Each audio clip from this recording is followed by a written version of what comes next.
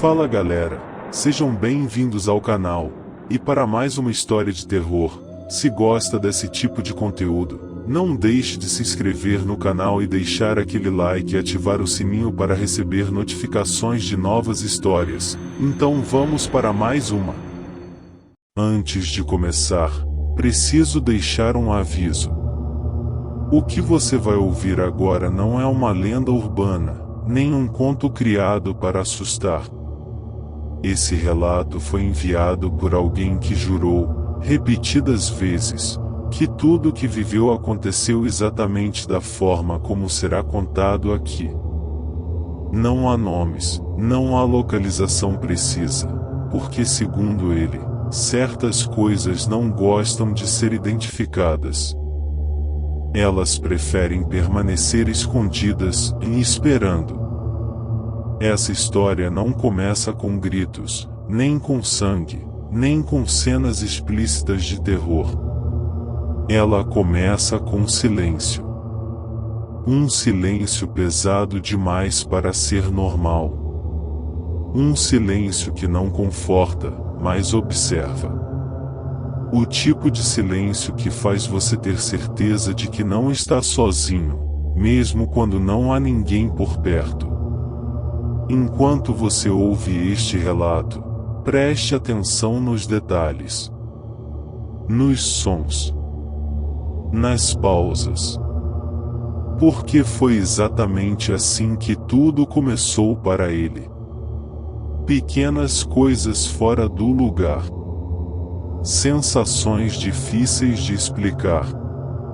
A impressão constante de estar sendo vigiado por algo que nunca se mostra por completo.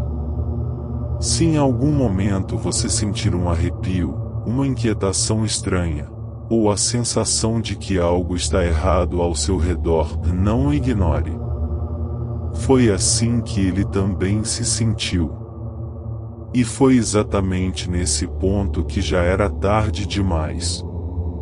Agora, apague as luzes se puder. Coloque os fones de ouvido. E prepare-se.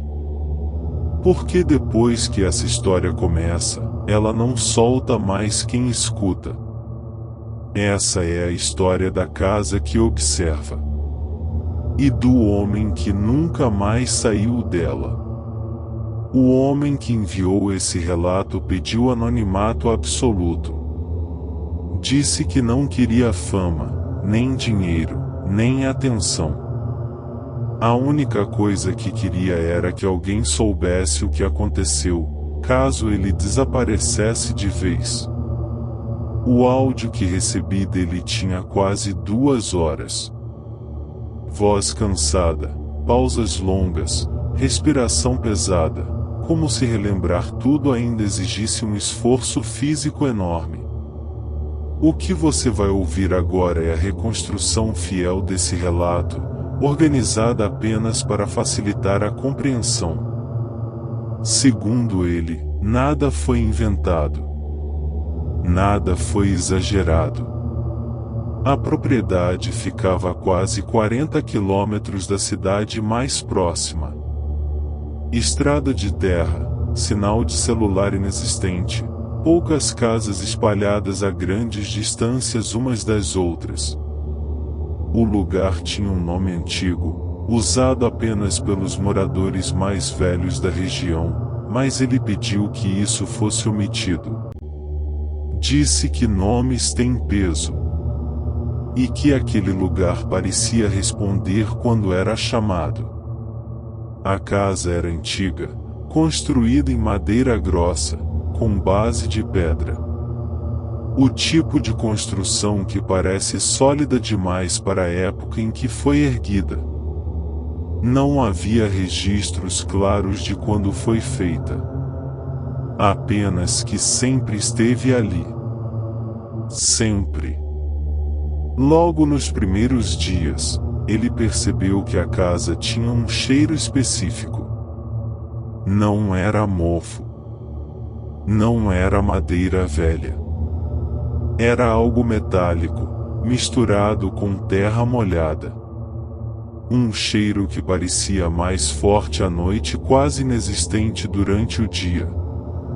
Mesmo assim, nunca desaparecia por completo. Na primeira noite, ele dormiu mal. Não por medo, mas por inquietação. A sensação era de estar sendo observado, mesmo com a casa vazia. Ele levantou várias vezes para conferir portas e janelas.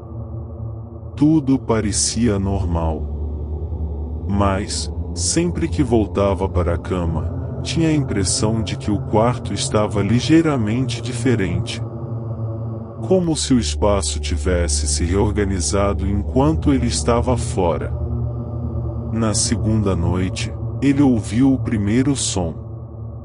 Um estalo seco vindo da cozinha. Depois outro. E mais outro.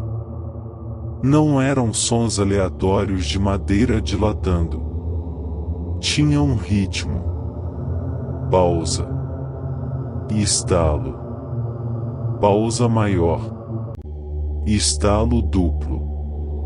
Ele acendeu as luzes. Percorreu a casa inteira e não encontrou nada fora do lugar. Na terceira noite, os sons evoluíram para passos. Não eram passos firmes. Eram irregulares, arrastados, como se algo estivesse sendo puxado pelo chão. Começavam sempre no fundo da casa, perto da porta dos fundos, e vinham até o corredor que levava aos quartos. Paravam exatamente ali. Nunca ultrapassavam esse limite. Quando ele tentou gravar com o celular, o áudio simplesmente não registrava nada. O vídeo mostrava um corredor vazio, silencioso. Mas ele ouvia. O som estava lá. Muito perto. Com o passar dos dias, ele começou a notar mudanças sutis na casa. Objetos desapareciam e reapareciam em lugares impossíveis. Um copo que surgia dentro de um armário fechado. Um par de botas que aparecia no meio do quintal, sujo de terra fresca, mesmo sem ele ter saído. A terra não era da propriedade. Era mais escura. Mais úmida. Ele encontrou a primeira marca numa manhã. Um arranhão longo na parede do corredor. Vertical. Começava próximo ao teto e ia até quase o chão. Não parecia feito por ferramenta. As bordas eram irregulares, como se algo tivesse pressionado os dedos contra a madeira e puxado para baixo com força. A partir desse ponto, o medo deixou de ser uma sensação vaga e se tornou algo constante. Ele passou a dormir com a luz acesa. Mesmo assim, os sonhos pioraram. Sempre o mesmo cenário, ele acordava dentro da casa, mas a casa era maior por dentro. Corredores que não existiam. Portas que levavam a cômodos impossíveis. E, em todos os sonhos, havia a sensação de que algo estava logo atrás dele, respirando perto demais. Foi então que ele instalou as câmeras. Na primeira semana, quase nada apareceu. Pequenas falhas de imagem. Trechos escuros demais. Áudio com chiados estranhos. Até que, numa madrugada, a câmera da sala registrou algo que não deveria ser possível. A sombra não veio de nenhum ponto específico. Ela simplesmente se formou no centro do cômodo, como se o escuro estivesse se acumulando ali. A sombra não tinha contornos definidos. Mudava de forma lentamente, pulsando. Em certos momentos, parecia ter ombros. Em outros, parecia se espalhar pelo chão, como um líquido grosso. O mais perturbador era o som. Um ruído baixo, constante, semelhante a uma respiração coletiva. Depois disso, as manifestações se tornaram mais agressivas. Portas batiam sozinhas. Vidros vibravam sem motivo. O chão rangia como se alguém caminhasse com peso excessivo. Em uma noite específica, ele acordou com a sensação de que havia alguém sentado na beira da cama. O colchão afundado. A respiração quente próxima ao rosto. Ele tentou se mexer e não conseguiu. Paralisia total. Foi quando a coisa falou. Chamou o nome dele com uma voz que parecia sobreposta. Grave demais. Lenta demais. Como se cada sílaba estivesse sendo forçada para fora. Depois disso, ele começou a ouvir vozes durante o dia. Sussurros vindos de cômodos vazios. Chamadas suaves, quase gentis. A casa parecia querer convencê-lo de algo. De ficar. De descer até o porão, um espaço que ele jurava não existir quando comprou a propriedade. Mas o porão apareceu. Uma porta que antes era apenas uma parede surgiu atrás de um armário. Madeira antiga. Fechadura enferrujada. O cheiro metálico era mais forte ali. Ele descreveu a sensação como estar diante de algo que não queria ser visto, mas que já sabia que ele estava ali. Ele nunca abriu aquela porta. Na última semana, o tempo deixou de fazer sentido. Noites pareciam durar dias. O sol demorava a nascer. Às vezes, ele piscava e já era noite de novo. As câmeras passaram a gravar imagens impossíveis, corredores que não existiam, sombras múltiplas, reflexos que não correspondiam à realidade. No último vídeo, gravado automaticamente pela câmera do corredor, a coisa aparece de forma mais clara do que nunca. Alta demais. Magra demais. Com membros longos e tortos. O rosto não era um rosto. Era uma superfície lisa, com cavidades onde olhos deveriam estar. Dentro dessas cavidades, algo se movia. O homem aparece no fundo da imagem. Ele caminha lentamente em direção à coisa. Não demonstra medo.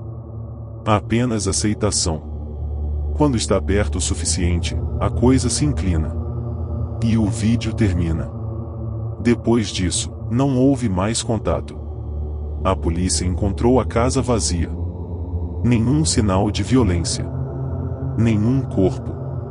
Apenas marcas profundas nas paredes, no teto, no chão. Como se algo tivesse tentado sair. Ou entrar.